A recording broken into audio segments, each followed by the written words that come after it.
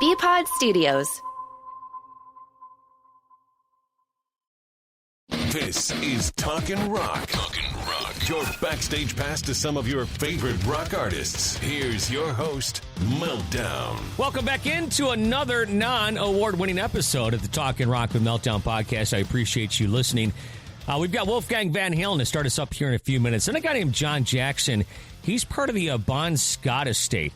And they've got a pretty cool concert coming up around his birthday, his 79th birthday in early July. So we'll tell you about that. And he talks about the estate and talks about Bon Scott and just a lot of AC/DC talks. So that comes up in a few minutes.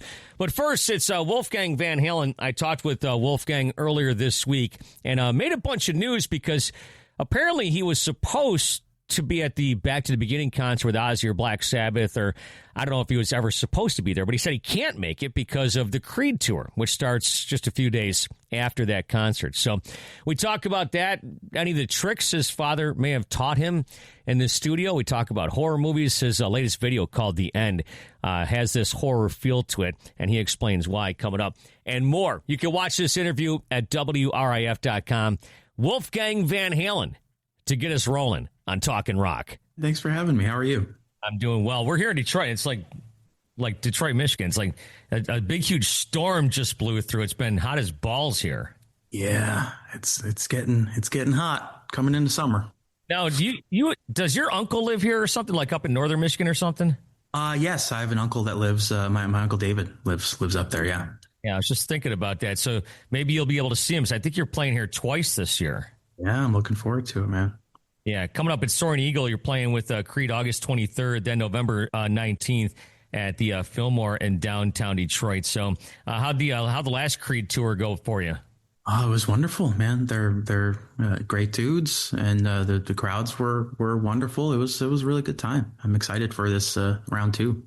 Yeah, I talked to Scott Stapp last week, and my wife comes up with funny questions, not on purpose, but she says, ask him how his chickens are doing, which I would have never thought of. So I don't know if you ever talked to Scott Stapp about his chickens. I don't talk to Scott Stapp about his chickens. I'll ask him next time. He says he's in an HOA now, so they can't have any. So damn. Okay, then I won't. That must be a sore subject. Do you have any animals at your house? I do not. I am. I live vicariously through my mother, who has 5 cats. I'm allergic, but I still love cats, so I just take a Zyrtec and power through it. Oh, okay. I didn't know that. Yeah. I have some friends of mine that are allergic. And, of course, whenever you're allergic to cats, the cats at your neighbor's house, they always come to you first. Yeah, they're drawn to you. They know. They can tell. Is that true? I don't know. Probably. Yeah, my friends are, it's the funniest thing. They'll come over and lay on my friend's lap. I'm like, these cats will never lay on my lap. But anyway, so yeah, lots happening in your world. Of course, The End dropped, the video dropped a couple months back. Are you a horror movie fan? Yeah. Being able to work with not only Robert Rodriguez, but the FX legend Greg Nicotero, who from Walking Dead and everything he's done. It's been it was a crazy thing to be a part of. No, it's really cool. So, what are some of your favorite horror movies? Oh man, I really enjoyed that the It reboot. I thought that first one was a really, really good one, and that's just like recent memory. What else was there? The Substance that just came out last year was was it this year or last year? I can't remember. Yeah, I haven't seen that one yet. I don't know why. I haven't been able to watch it. Yeah, it's crazy. But yeah, no, being able to work with Robert, man, it's super crazy. Yeah, no, that people are saying like this Dusk Till Dawn type vibe. Have you seen that movie Sinners yet? No, I heard that's amazing, and I when I'm home, I don't leave the house, so maybe I'll see it on the road. Come on, man, you got enough connections. You can just have somebody just ship it to your house. No, that's a great movie. It has some Dusk Till Dawn in there as well. Like are you into the zombie stuff or the vampire stuff or anything like that? I mean, I'm cool with them. I mean, they showed up in the video, so sure. Yeah, speaking of zombies, I just watched 28 Years Later. I don't know if you have any plans to watch that. No, that's the one that's about to come out, right? Or right now, it just came out. Yeah. Oh, it just came out. Yeah, I haven't. The only one I saw the very first one, The Days. So they they skipped months, right? So it was days, weeks, and now it's years. I So believe. I guess they missed the months window for that. Well, there's more to come. Spoiler alert. I won't tell you too much about that, but Okay. What, 28 decades later? Next, is that what's going on? might be. I don't know. So when do you leave and go back out and tour? We are out. I think not, the 9th is the first show of the Creed tour. So I think we leave like the 5th or 6th because we got some rehearsals prior to that. So yeah. And so, what are you doing in the downtime right now? You working on 3? I've been working on some stuff that everybody will probably hear about pretty soon. But really, this has been kind of my little summer break before summer. You know, I haven't really had much time off lately, so the past month has been nice to kind of collect myself before we go out for another couple months. Yeah, you say working on some stuff that you'll find out about soon with other people or just your own stuff. Mammoth related stuff, yeah. Yeah, and as far as 3 is concerned, will it be all you again, or are you bringing in other? When it comes to the studio, I definitely have too much fun playing everything on my own. So that's definitely the process. All right, so yeah, that's interesting because like you're really a hands-on guy, aren't you? Sure. I mean, you don't want to have anyone else's input or anything like that? I mean, the Elvis, my producer, is kind of that other half when it comes to, me doubting myself or if I'm, going down the right path or not. And he's definitely that other half in the studio that kind of helps make sure it lands where it's supposed to. Yeah. I've interviewed a bunch of bands and like their producer might be the 4th or the 5th member of the band or something like that. So I guess it's just you two guys. Yeah, pretty much. And growing up with the studio and stuff, I mean, your dad must have taught you tons of tricks, right? No. No tricks? No, he would be the one to tell you he was a really bad teacher. Oh. So I just being around it and being the environment, maybe I'm just more interested in it. I think just being, by osmosis, so to speak. You stole the words right out of my mouth. There's a couple of radio guys I worked with in the past, and not even talking to them about radio, just through osmosis and listening to them. It's like you kind of soak it in, right? Yeah, absolutely. Yeah. So any time frame for that, or just? I would say if you focus on the Mammoth socials the next couple of weeks, I think if you're excited to hear something, you'll be pleasantly surprised. Okay, fair enough. I know everyone I talk to are like, we can't tell you when it comes out. We can't tell you what it's called. So sometimes I'm like, I don't know. I'm trying to pry, but I'm trying to be respectful as well. So sorry about that. Don't worry about it. Yeah. But anyway, so what else is happening in your world, man? Nothing. Just getting ready for the tour. Very excited to just to turn the machine back on and get going. Yeah. You really like touring the country, huh? Yeah, I mean, being able to connect with the crowds and being able to, just to play it. I mean, it's the whole other half of what we do. It's fun to be in the studio and create, but being able to share that with the crowd who's stoked to hear some music is the best. How often do you think about playing these songs live when you're recording them?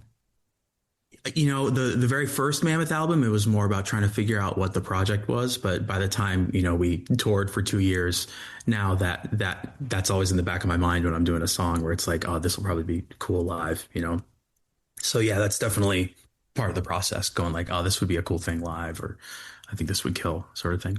Yeah. And if there's something that you're not thinking that, do you kind of rearrange it or readjust it, or no? You just kind of go with it? No, I think, I don't know. I think it's important to sort of challenge yourself, and so I think maybe some things don't really work as well live as they would in the studio, but you don't really know that until you try it. Right. So, are you going over to this Back to the Beginning show with Ozzy? I unfortunately had to back out because the Creed tour starts like the day after, and I wouldn't be able to pull it off. Unfortunately, I'm very excited to see to watch it, but I unfortunately had to back out. Yeah, because I think last time when you were here in November, you had just recently played that Ozzy gig. Yeah, for the Rock Hall thing. That was crazy thing. Oh, yeah. Crazy train with a crazy thing, no doubt. Yeah, I mean, we were talking about that before, but yeah, John 5 said something to me just a couple months ago, and I guess until you hear it, it's pretty obvious, but he talked about the difference between Iommi and Randy Rhoads, which is like night and day, but I never thought about it. Ozzy was in Sabbath, then he starts a new band with a completely different guitar player. It's kind of wild. Yeah, I mean, that's just how things go, I guess, I think both guitar players have their own thing that makes them special, for sure. All right, I'll tell you, I'll put you on the spot here. I wasn't even thinking about this, but who's your favorite guitar player to play with Ozzy? I mean, I'm really bad at picking, because that almost implies you don't like another one in comparison. And I feel like, on Randy was amazing, and I feel like, but you can't not give cred to Tony being the legend and groundbreaking genre creator he was and is, So I love them all. I hate, that's not the answer you want to hear, but I know. Listen, I know you're in this situation where you're damned if you do, damned if you don't, right? Always. Yeah. Sammy Hagar, I was talking to him a couple weeks ago, and he gave you nothing but mad props and says you had to put a lot of, he had to put up with a lot on the internet. And he says he told me he's proud of you. And in his words, he said, "Let that boy boogie." That was his term to me. I will boogie. Well, listen, Wolfgang, we'll see you here coming up at Soaring Eagle on August 23rd. And then, of course, on November 9th with Miles Kennedy, man. I love Miles Kennedy, great guitar player. And it's hard to find somebody that sings as effortlessly as he does. He is a beast, man. I don't think people realize how amazing of a guitar player he is. He's obviously the incredible singer he is, but he's just as, if not better, on guitar. He's unbelievable. It's unfair. Yeah, it's kind of wild, the connections you have. Of course, like I said, you're going out with Creed, and then those guys have Alter Bridge, and then you're playing with Miles and stuff. And one big happy family, I guess. Yeah, and I don't know if you know about this, but Alter Bridge is actually named after a bridge that was here in Detroit. Yeah, in Detroit. Yeah, Mark always told me that. Yeah, that's why the way you say it too. Normally, fans of the band always call it Alter Bridge, but you said Alter Bridge because it is a bridge. I've never even thought about that before. Yeah, maybe it's a Midwest thing, or it's Alter Bridge, not Alter Bridge. Yeah, right, exactly. Yeah, because I know like what's his name? The people from Chicago will say like Westland, and we say Westland. Westland, yeah, exactly. So, well, Wolfgang, thank you so much for your time, man. Continued success, and we'll see you here in Michigan. Thank you very much, man. Looking forward to it. Thanks, bro. Take care. Up next is John Jackson. You might not recognize the name, but you'll recognize who he works for. He works for the estate of Bon Scott.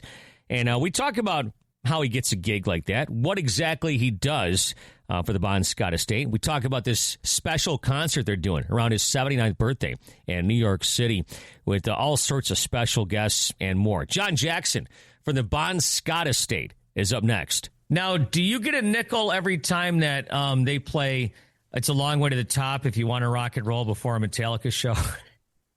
I don't get anything, but I certainly hope that Metallica is reporting that to the proper authorities. I'm just teasing you. You know, you know what I'm talking about, right? Of course. Yeah. I mean, no, it's fantastic. Yeah. Yeah. Metallica and that song go hand in hand. And it's like, as soon as you hear that opening riff, you're like, okay, this show is about to begin.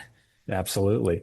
No. And it's, it's that kind of thing that we can only hope that people continue to do into the future, because it just, reminds people or introduces them to the first time to who Bon was, what he was all about, what AC/DC was, early on in their career. And, it's every generation you have to educate people for the first time and, pass it down to the next generation. So God bless Metallica for doing that. Thank you. So John, before we get started here, let's talk about the role you play. So you kind of told me a little bit off the air, but for people that are just watching this right now, you work for the Bon Scott estate, correct? Correct. Yeah. His family, which was when he passed, he had two brothers that basically took over, his estate, and they have kids who are now, the next generation taking it over. So, a few years ago when Bon was going to turn 75, they decided to create a small team of people that, we set up a website and social media, and we started doing some merchandising and, events like this one. and cleaning up events that were sort of rogue in the past, and getting some bootleggers out of the way and stuff, and just things like registering trademarks and his name and likeness and stuff like that, which is something that a lot of deceased rock people don't do. So you have to do all of that stuff if you want to like establish your business and move it into the future. So that's what we've been working on. Now, if I'm not mistaken, I can't recall when he passed away, but this year will be 45 years, correct? Correct. It's February of 1980. He passed February, away okay. in London. Yeah. Yeah, so it just passed. Yeah, and Bon Scott and his legacy is something else. It's like some of those songs. I mean, they just seem to live forever. Have you seen AC/DC on this latest tour? I have. Yeah, I went to the Foxborough Mass show.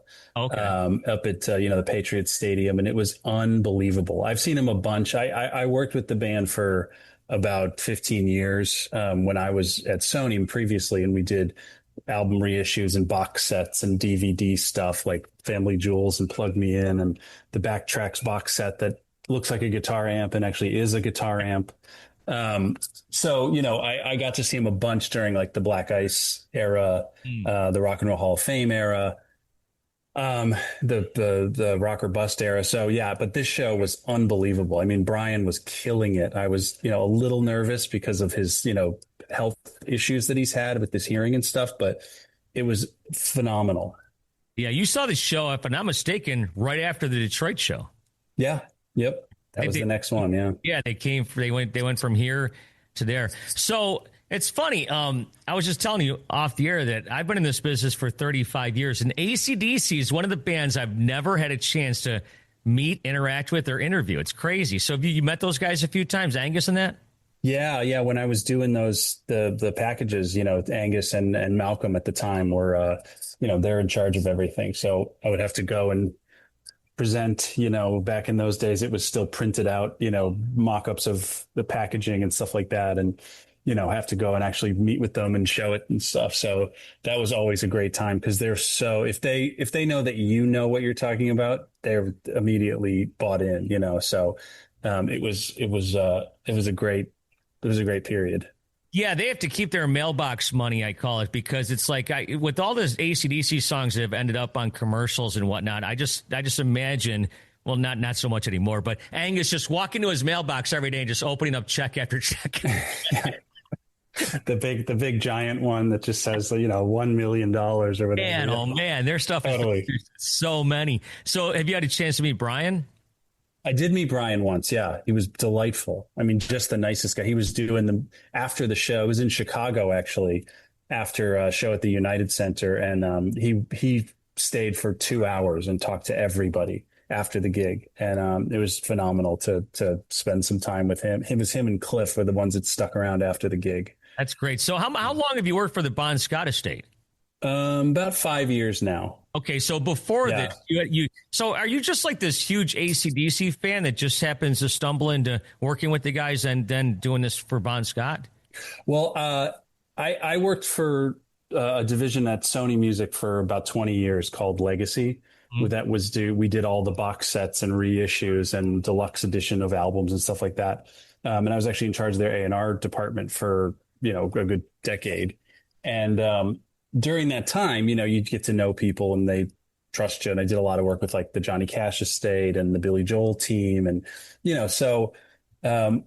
during COVID, when, things were going a little sideways with the business, I actually decided to leave and start my own company, which basically is doing all this stuff, but working for artists and estates rather than for the record label that owns the, recordings. So it opened up a whole, batch of opportunities that have nothing to do with the records, but it's, name and likeness and events and merchandising and, some legal stuff that's it's minutia, but it's really fascinating of what you need to do to protect yourself out there and actually, monetize things that in the right way. So, obviously we're very respectful of the band and everything that they're doing. And, they actually have all the music and they do their own thing, but we're just trying to be out there reminding people or educating people of who Bon was, why he was important, why he was this sort of, he means a lot to a certain demographic of people. I was interviewing Scott Ian about him the other day, and he's just like, he says AC/DC with Bon Scott is his favorite band of all time. And, he collects the figures and the posters and so he means a lot to certain people, but, if we don't do this job, the interest will wane over the years and people will just sort of forget about who he was. So it's on us to go, well, he was this rock and roll pirate who made these amazing lyrics and sang in this way and was apparently allergic to shirts and all of that fun stuff. So and you say, hey, watch this interview with him, and he says how he was, or watch this performance from the BBC in 1977, and just tears people's heads off, and you go, well, let's see, that's who he was, and that's why he's important. So it's a thing you have to do all the time, or the interest sort of wanes. Yeah, I know Scott pretty well. I never knew that about him. Of course, we know that he's a Kiss fan, and the whole thing. Oh yeah. But and Scott's bandmate Frank Bello is a friend of mine, and he shares a birthday with Bon, as does my brother, on July 9th. So you got this second annual birthday bash coming up, and this is happening in New York City at the Bowery Electric, and you got some pretty cool guests. So talk a little bit about that. Yeah, so we started it last year because we actually figured out that we had a trademarking opportunity to actually make it, but also protect against other people doing Bon Scott gigs or events or whatever. So we made our own, and we started last year with our first one, and then this year we're doing a second one, and we're modeling it really after the like what the Hendrix estate Experience Hendrix does with their Red House tour, where there isn't a person that's up there pretending to be Jimi Hendrix. It's like they invite a lot of different guitar players, and everyone does their own thing, and brings their own stamp to it, and singers. So for this, we've got sort of a backing band, and then we have about a dozen different singers who will come up and do a track or two each. And it's all people from New York that are, in rock and metal bands and just love Bon. And so when we put the word out, everyone, was excited and came to us. And, it's funny because you say, okay, well, what song do you want to do? And everybody had a different song that they wanted, because everyone's good. That makes it easy for you. Exactly. So, the people that wanted to do Sin City, or, It's a Long Way to the Top, or Rock and Roll Damnation, or, not everyone was like, I'll do Highway to Hell. So it's been fantastic. And the reception from the music community, in the club and everything has just been fantastic. So yeah, this year we have, Corey Glover from Living Colour. He will actually sing Highway to Hell. Oh, no. Yeah, we've got Jimmy Coons from Cactus, Dave Anthony from 1010 Mojo, Peter Shaw from Trans-Siberian Orchestra, Shilpa Ray, who's amazing, Devin Marie, Paul Bertolino. I mean, it's people that are well established in their own right, and then they're just huge fans, so they're going to come, and it's going to be loud, it's going to be hot, but I guarantee it'll be fun. Yeah, so that's happening July 9th, as we were just talking about, the official U.S. tribute. I don't know. Has there ever been a documentary about Bon out? I'm sure there has, right? Yeah, we actually did one with the ABC, Australian Broadcasting Company, about 3 years ago, as part of their sort of Australian story series. And the band was completely involved. Angus approved everything. Brian actually was the host of it. You can see it on YouTube, Australian Story, Bon Scott. The whole episode is up on the ABC channel. But yeah, it was a really good chance for the family to show that, while AC/DC is a part of his story and he's a part of AC/DC's story, his life was actually much more than that. And he was in bands before AC/DC, and, how he grew up and how the family moved from Scotland to Australia the same way the Youngs did. And his interest in music and how he ended up getting to AC/DC, and then that phenomenal five and a half year run that they had with him until he tragically passed. So that's a really good doc if your listeners want to check it out. Yeah, I'm gonna have to watch it. I never saw that before. I was thinking about this earlier today, that like I said, I've been in this business for a minute, and growing up in the 80s and stuff, there were rock stars. Like Bon Scott passed before I became a rock fan. But there were rock stars. And I don't know if it's because we live in a time now where, maybe drinking's frowned upon or whatever the case is, but there doesn't seem to be a rock star like a Bon Scott anymore. Yeah, I think that the legend of those guys, I think it has to do with the amount of information that we were given, because, back then it would be an album a year probably with one little picture on it. And that's kind of all you got. Or, you'd open the gatefold of, Judas Priest album and like that one picture, that's all you had to go on of who these people were. And so you sort of, you talk to your friends or you read a little article in Circus or whatever. And you have to form your opinion that way. And now everybody's just doing everything all the time. And you can see, Rob Halford in his underwear, on his Instagram or whatever. So it's, I think a lot of the mystery has been taken out of it, which I think really led to, the legends of those guys back then. But but today it'd almost be easier to be like a huge rock star. Could you imagine if cell phones and stuff were around Bon Scott's out partying? I mean, they'd travel all around. You could imagine, right? I can imagine. Yes. I mean, and it's funny. We actually, another initiative that we have that the family has is, people that did get to see him and did like photograph him with, old school cameras. And there was a guy from San Francisco who gave us a bunch of photos that had, he had just developed them. He's like, I think I have this film, and he had all these pictures of them playing at the Great American Music Hall in San Francisco. And like, he got to hang with them backstage and they're like eating the catering and tuning up their guitars. And, Bon's like trying on this guy's leather jacket and everything. So if people have that kind of stuff from when he was with us, you can go to our website, bonscottofficial.com and you can submit a story and we'll publish it with your pictures and everything. So, sort of a little fan community. Yeah. That's awesome. So, so out of the records that Bon was on, what do you think where was the peak, in your opinion? I mean, I think Highway to Hell is that was they were getting to the best place. I mean, I love Powerage, and that's a lot of the fans' favorites. But, I think Highway to Hell song for song is just the best record.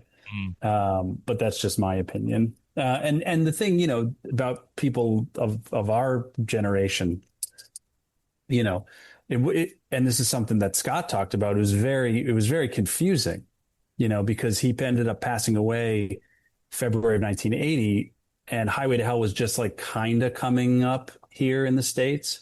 And then Back in Black comes out and it's like, oh, it's this other thing that they're doing now. But then they decide to release the Dirty Deeds album, which had never come out here. So that came out in 1981 for the first time in America. Wait, that came out here in America in 1981? Yep, with a different album cover and everything. They sort of re-released it here. Okay. And then the Let There Be Rock movie comes out, which is like Let There Be Rock was a different album that was already out. And then it's this other singer, but he's now dead. And it's the band now has this other guy. So it was a very confusing couple of years, I think, for people even that were huge fans, sort of after he passed away. So, I'm glad that the history's been set straight over the years and people now understand what his role was and what he was doing. Yeah, go ahead. I'm sorry. No, because what he did, writing rock and roll songs about rock and roll, amongst other things, but girls and cars and, beating people up and stuff like that, it's a lot harder to do than people think. And a lot of people have tried and failed or have written songs that, were cool for a minute but don't last. But I mean, his music and the way he was able to do it, almost like Chuck Berry or, an old blues musician, where you could take something as simple as, people are bothering you, I'm going to go beat them up for you. Yeah.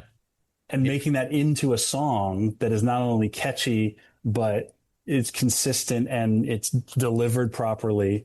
And then 50 years later almost is still relevant and people are singing it in stadiums all over the world. Is like, that's a pretty tough thing to do. Yeah. Monster hit. Yeah. I didn't really realize about the how those records dropped and all this stuff came out in the early 80s. I'm just thinking out loud here. I wonder if that added to the monstrous success of Back in Black. All that stuff added up together.